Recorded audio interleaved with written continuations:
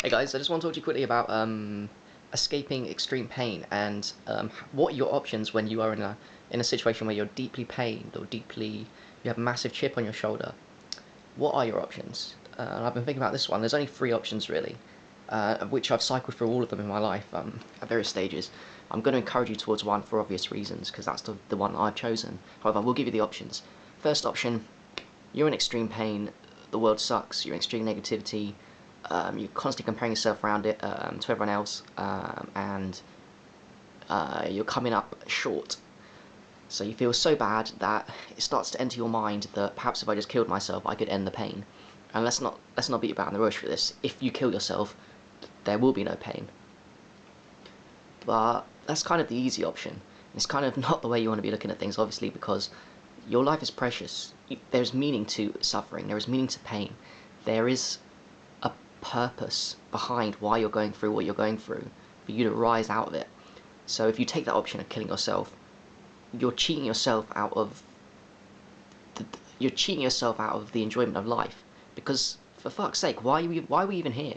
I mean, each one of us is just random, sheer bloody luck that each one of us has been. It was a specific egg with a specific sperm at a specific time between your parents that made you as a specific person. So you are bloody blessed, regardless of the pain you're going through. You might be going through hell, but you're bloody blessed to be in that, to be in a position to be in pain. So don't fucking take your life. That is the worst option. However, that is option one. Kill yourself. End it. Second option out of pain, it's quite popular, is to lower your lower your consciousness, to dull the pain by dulling your senses, dulling your emotions, dulling your feelings, dulling the pain that you're going through, and that is done via drugs, illegal drugs, or alcohol to the point where you become an alcoholic. So you become addicted to drugs or alcohol, all these substances that can give you joy in the moment. In terms of drugs, I guess, in terms of speed and stuff, they give you nice good feeling in the moment. But of course, the price is it fucks up your brain, and long term you get addicted to these drugs, and then the drugs become you.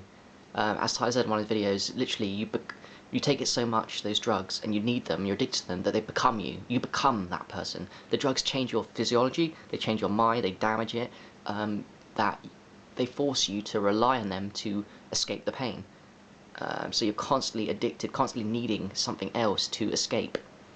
So ideally you don't want to be escaping pain, you don't want to be going below the level of consciousness. The problem, the consciousness that creates the problem in the first place, the pain, what you're doing with alcohol and drugs is you're going below. Especially with alcohol. Drugs you go above, but then you get addicted to the drug, so you're not really rising above the consciousness as such. But with alcohol, you're actually dulling your senses, and because alcohol makes you indifferent. That's why it's such a social lubricant, and people take it all the time, and it's legal to drink alcohol because it makes it easy to talk, because you care a little bit. You become a little bit less self-conscious when you take alcohol, but not in a good way. You become a little bit dumber, you become a little less sharper, you become a little less wittier, but also you don't care. And that's the key for you. That's why people take alcohol, because they just don't give a shit.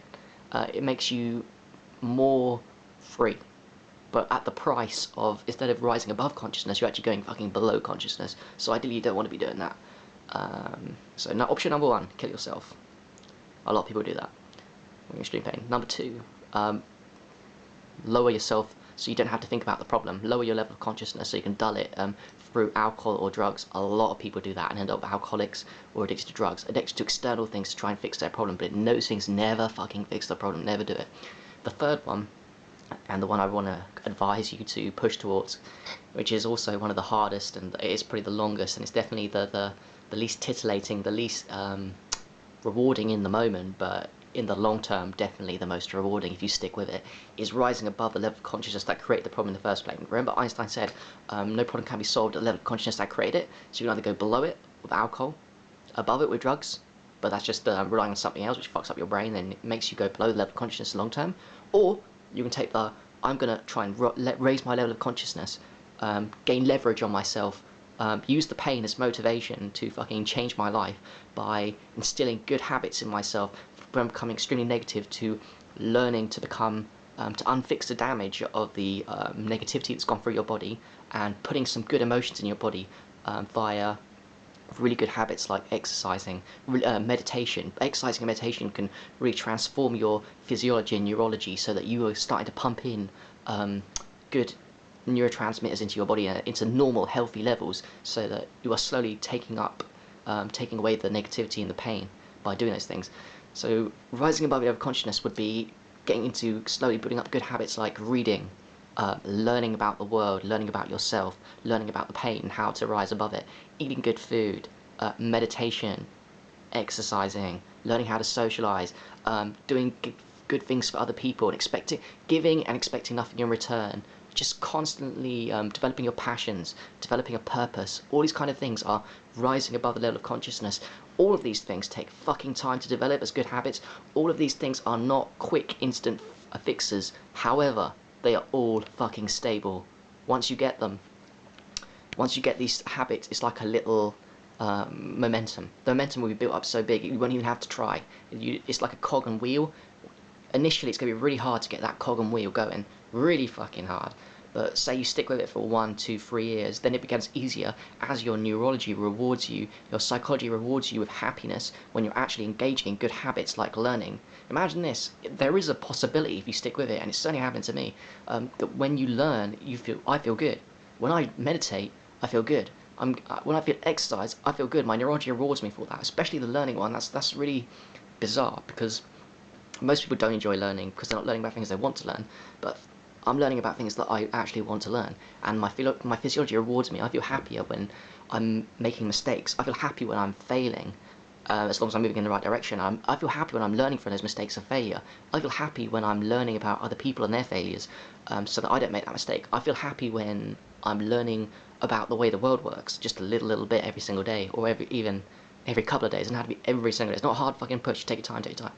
The point is that the third option, which is going to take time if you want to get to a level of mastery in anything and to unfix yourself, is always the best option. Always try and raise your level of consciousness.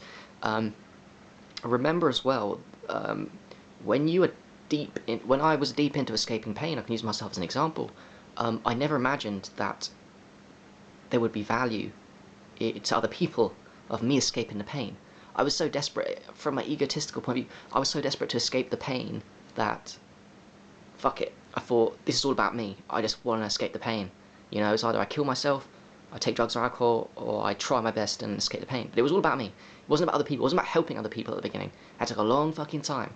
But eventually, as you do build up your good habits, start learning about the world, start developing purpose and passion, all these kind of things, you will change from, as you become a little less pained, your high conscious motivation will start kicking in, and you'll realize the value in what you've learned from where you were to where you are now and where you're headed. You'll learn the value in everything you're doing, and the point of learning that value is you'll realize that the value you've learned from being so fucked up and getting out of it is something that you can offer other people realistically. You can offer this to other people. This is your value now. This is your purpose, to help other people with the knowledge that you've had to learn to go through. So even at the time when you're taking the hard route of escaping pain by elevating your level of consciousness, you're all, I just want to escape the pain, I just want to escape the pain. That's great. That's great as a motivation starter. What you're going to find, though, is you're going to change from, I just want to escape the pain, because the pain's not too bad. Now you're becoming a little bit, your consciousness is going up. And as your consciousness goes up really slowly over years, you're going to start changing. You're going to start kicking in. These high conscious motivations are going to kick in. Like, what do I want to achieve in my life? What legacy do I want to leave to people? What do I want people to remember me by? How many people's lives can I improve before I die, assuming you don't die prematurely, because hell, you never know.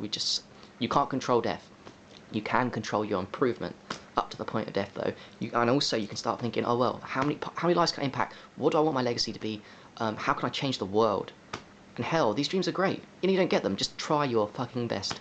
It's brilliant that there is an option out there that if you stick with it in the long term, you can raise your level of consciousness and change the world. Always, always, always take number 3.